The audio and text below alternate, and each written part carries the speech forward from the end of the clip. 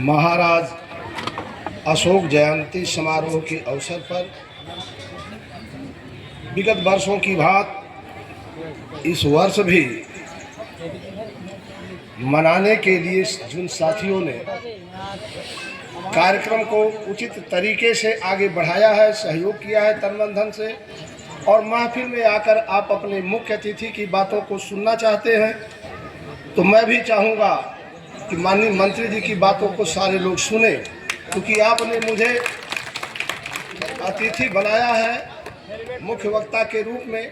तो चंद लाइन की बातें अपना कहना चाहूँगा। मैं तमाम वक्ताओं के भाषणों को सुना है और कई जगह सुन रहा हूँ, चर्चा बहुत हो रही है, और साथ में इधर मंच पर जो विषय रखा गया भगवान बुद्ध का धम्म है, महाराज अशोक की विचारधारा है और भारत का संविधान है, और आगे कुछ नहीं है।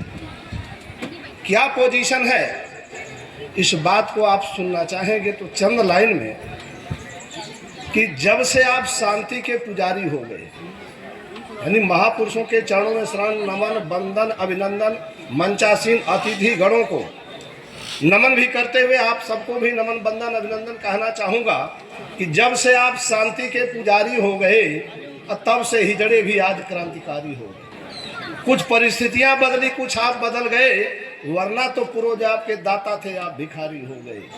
ये दुखद है, क्योंकि अगर खाली परिस्थिति बदल गई, भिखारी हो गए, कोई बात नहीं।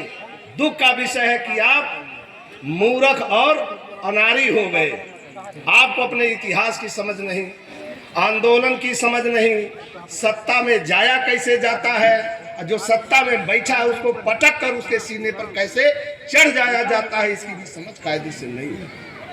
वरना अभी 15 फरवरी को मैं गया था चुटिया बंजारी, मंत्री जी को एक बार ले गया था, 2010 में कार्यक्रम था, तो वहाँ की सरकार ने हाथ खड़ा कर दिया कि ये तो नक्सलियों का इलाका है, कैसे होगा। हमने कहा चलिए सर मैं चलता हूँ, वहाँ कोई नक्सली नहीं है। कामरेड जगदीश प्रसाद कुशवाहा जी जो गाजीपुर के रहने वाले थे, 51 साल पहले वो गरीबों की आवाज बन के उभर रहे थे, 25 साल की अवस्था में उनकी हत्या कर दी गई थी वहीं पर। तो जो हत्यारे थे वो जिंदा बच जाएं, ये किस कानून में लिखा है? ये पुलिस वाले बचाते हैं, ये गाड़ी भाषण देते हैं। ये सब उत्तर प्रदेश का जो मामला है, जोगिंदर कुमार बनाम उत्तर प्रदेश राज्य AIR 1994, उसमें माननीय सर्वोच्च न्यायालय नई दिल्ली ने ऑर्डर किया कि पूरे देश के जितने जेल हैं, कारागार हैं, कितने लोग निर्दोष हैं जिनको जेलों में बंद किया गया है, कानून तो कहता है कि कोई भी निर्दोष व्यक्ति जेल में नहीं जाना चाहिए। जो भेजता है उसके खिलाफ कानून आना चाहिए, और कानून भी आ गया तो भी कार्रवाई नहीं हो रही है, ऐसे लोगों के खिलाफ कार्रवाई होना चाहिए। तब क्या हुआ, इस मामले में मैं लगभग 10 वर्षों से बार बार इसका उद्बोधन करता रहा। राष्ट्रपति महोदय भारत सरकार से भी जाके मिला, जंतर मंतर पर धरना में भाग लिया। लगातार बोलने के बाद अभी इसी 2025 में 24 जनवरी को ऑर्डर आया है कि जो फर्जी मुकदमा दर्ज कराने वाले हैं, जांच पदाधिकारी आईओ से लेकर पुलिस अधीक्षक की जिम्मेवारी है कि अगर मुकदमा फर्जी है तो विधि के अनुरूप तथ्य प्रमाणित करके दो, वरना इन्हीं के खिलाफ कार्रवाई की जाएगी। माननीय सर्वोच्च न्यायालय नई दिल्ली द्वारा पारित न्यायालय अपमान अधिनियम 1971 के तहत, वैसे CRPC 340 195 रोमन फाग उसके तहत तो और ज्यादा कड़ा दंड का प्रावधान है। तो वहां के साथियों, पूर्व कैबिनेट मंत्री भारत सरकार लोग मौजूद थे, स्थानीय सांसद और विधायक मौजूद थे। हमने वहां अपना सवाल खड़ा किया कि ये बेचारे तो कम्युनिस्ट पार्टी के विचारक थे, ये मार्क्स का समाजवाद लाना चाहते थे, जिसमें न कोई गरीब हो न कोई अमीर हो, सबके साथ इंसाफ हो। तो इतनी बात के लिए इनको मार डाला गया, पटेढ़ा रख के फूंक दिया गया, और फूंकने वालों के खिलाफ कोई कार्रवाई नहीं हुई। ये तो बड़ा जघन्य अपराध है। तो वहां पर बोलते हुए मैंने कहा, ऐसे ही जगदेव बाबू की हत्या कराई गई। जगदेव बाबू ने जो बुलंदी बुलंद किया था, वो सम्राट अशोक के सपनों का भारत था। कैसे है?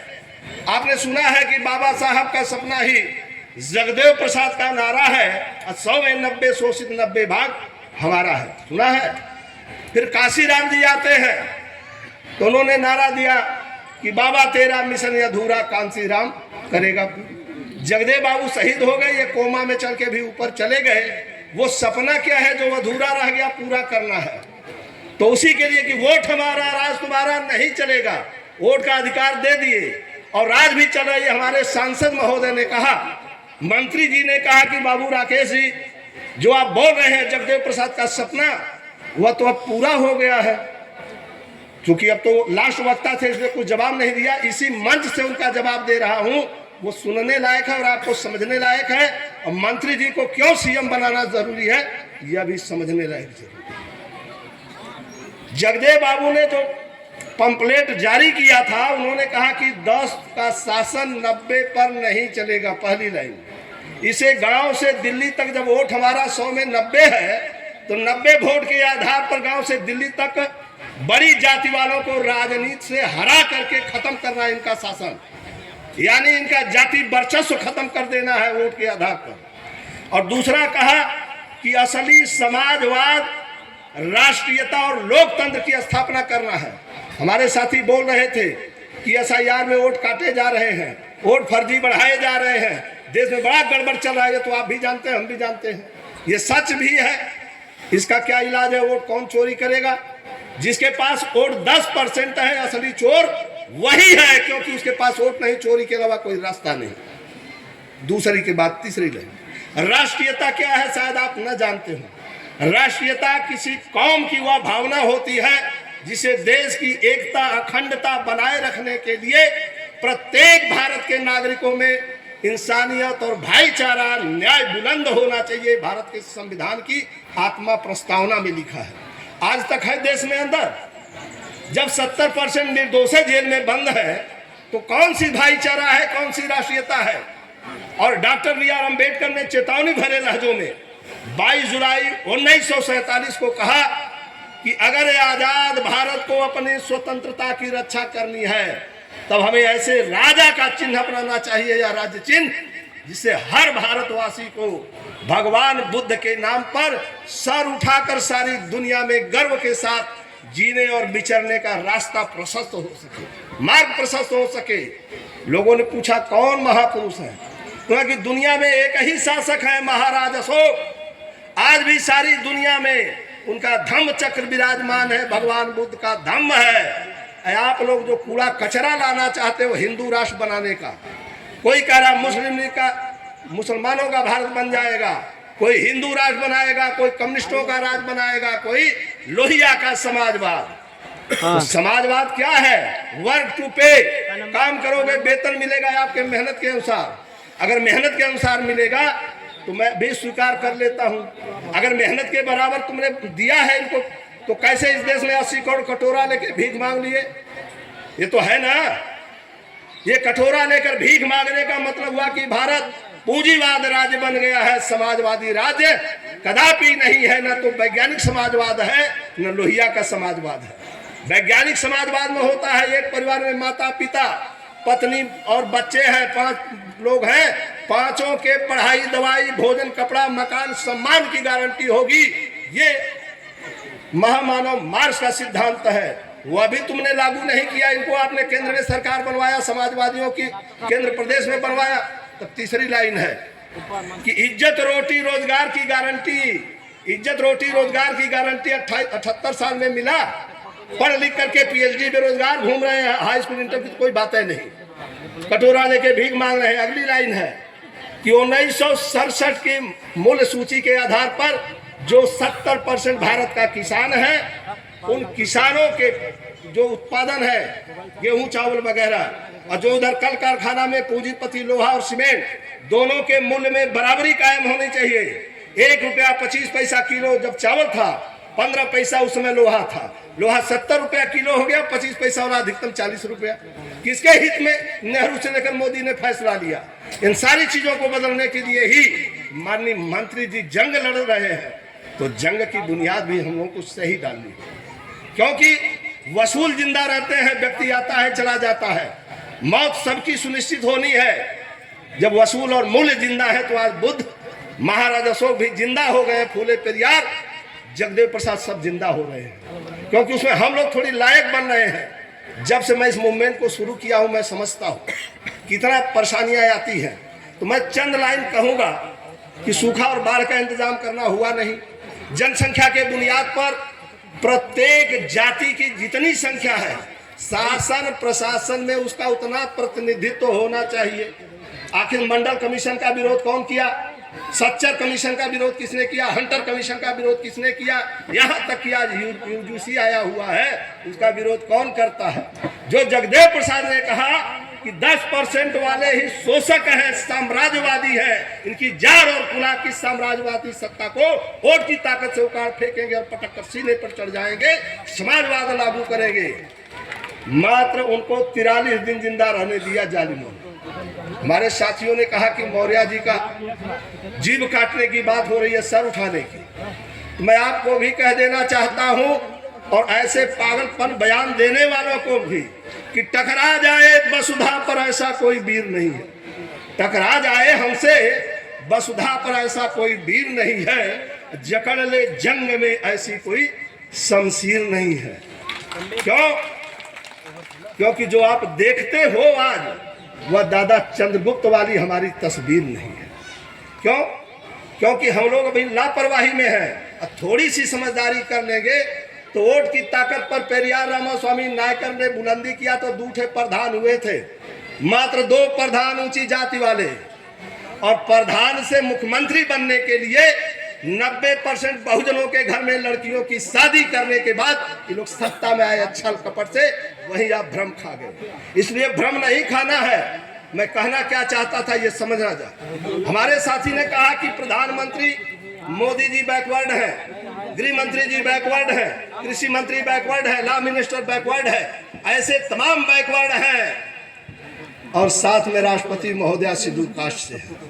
हमने पूछा कि ठीक है, अगर ये बैकवर्ड है, जगदेव बाबू का सपना आपके हिसाब से पूरा हो गया तो पढ़ाई और दवाई की मुफ्त व्यवस्था हुई, जमीन और दौलत का बंटवारा हो गया, इज्जत रोटी रोजगार की गारंटी हो गई। अरे भाई जरा बोलिए ना, कुछ हुआ? अगर नहीं हुआ तो इन नकली पिछड़े वर्ग के नेताओं से अपने को दूर बना करके इन्हें भी हराना होगा और फिर से समाजवाद लाना होगा, बाबा साहब का सपना सजाना होगा, तब जाके आपकी लड़ाई पूरा होगी। वरना तो सत्ता बदल देंगे, क्या हो जाएगा? कुछ होने वाला है? संविधान ही खतरे में आ गया, तो ये सब बैकवर्ड है तो कैसे खतरे में आ गया? अब जरा सुन लीजिए, बंद करता हूं।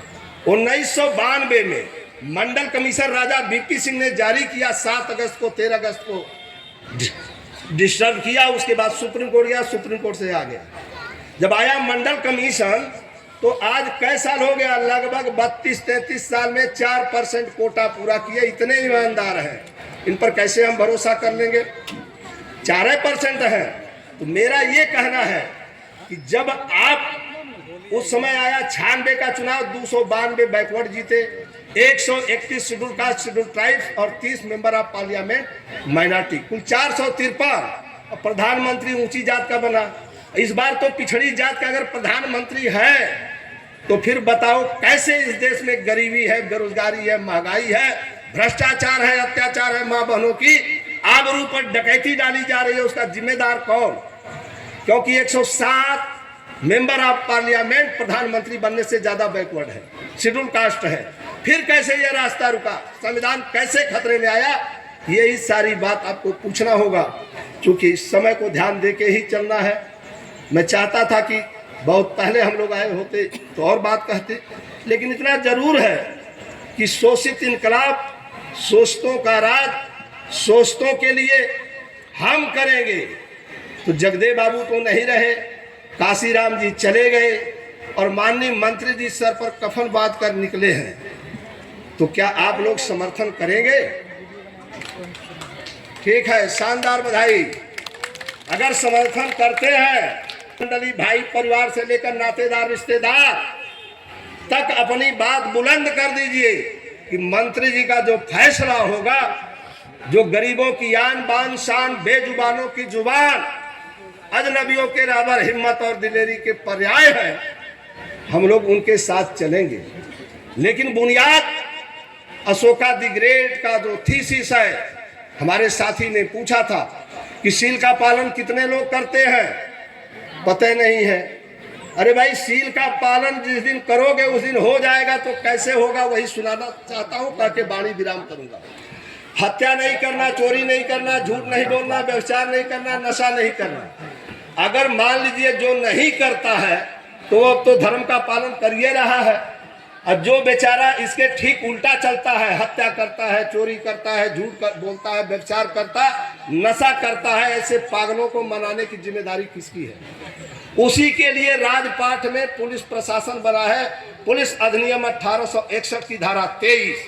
हमारे साथी कार्यक्रम के आयोजक संयोजक मार्गदर्शक भाई केपीसी साक्य जी ने बताया कि परमिशन लेने के बाद सरकार का दबाव था पुलिस के माध्यम से कि मंत्री जी को न आने दिया जाए।